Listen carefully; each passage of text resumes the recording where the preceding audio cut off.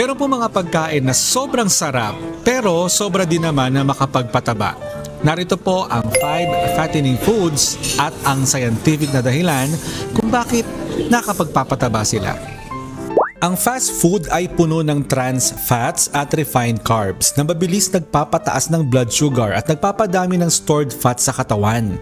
Isang fast food meal lang halos kalahati na ng daily calorie needs mo.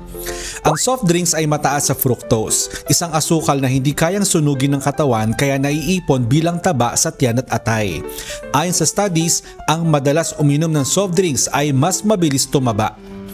Alam mo ba ang white rice at white bread ay mabilis maging asukal sa katawan?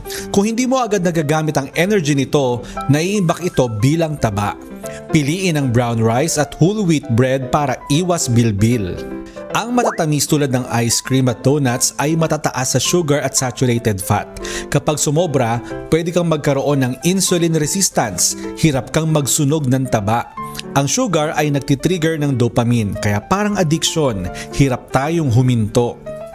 At ang processed at instant foods tulad ng noodles at frozen pizza ay puno ng preservatives, sodium at unhealthy fats. Hindi lang nakakataba, pwede rin magdulot ng bloating. Isang pack ng instant noodles lagpas na sa daily recommended salt intake.